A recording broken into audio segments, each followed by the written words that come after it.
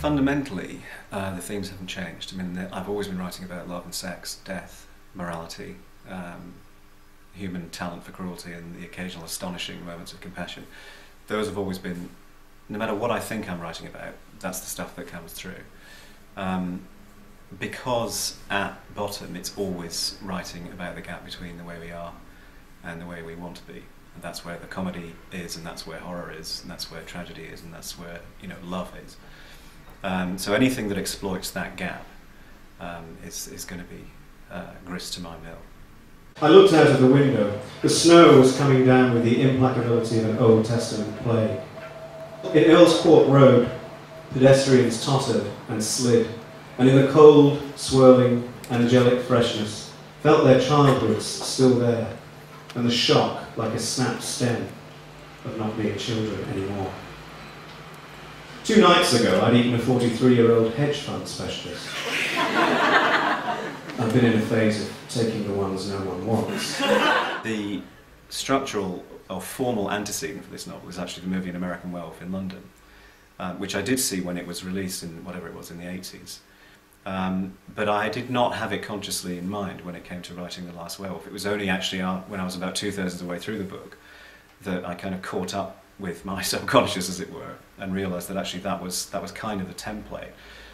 In that it's got the same mix of genuinely scary moments and very funny moments, you know, and a believable love story, and in that it focuses on the moral quandary in a you know, quite a sincere way. I retreated to myself for a week, I'm making more.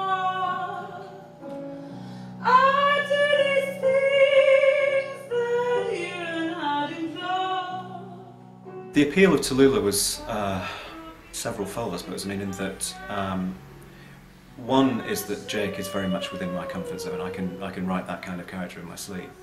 So there was a real challenge to move out of the comfort zone and take on something a bit more challenging. Another aspect was that I fell in love with her, writing her. I mean, that was the beauty of it. I wanted to write more of her story.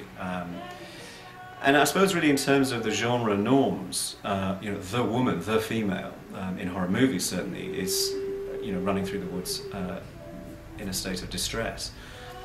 So it was appealing to take that on, I suppose, and to try and create a female heroine, you know, who could give it as well as take it.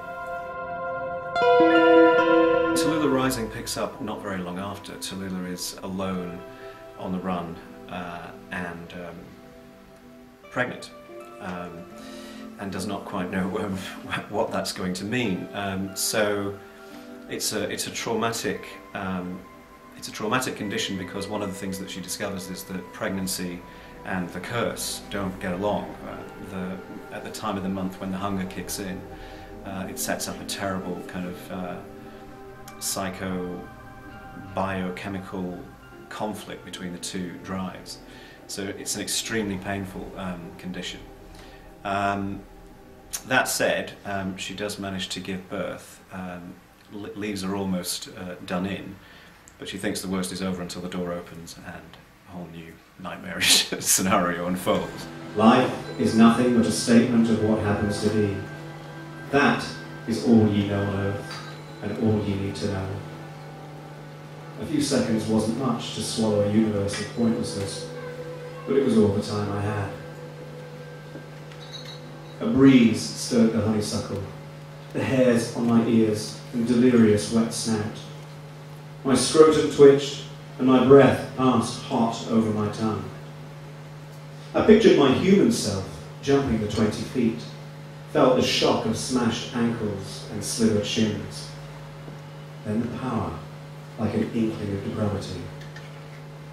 I leapt from the window and bounded into the moonlight.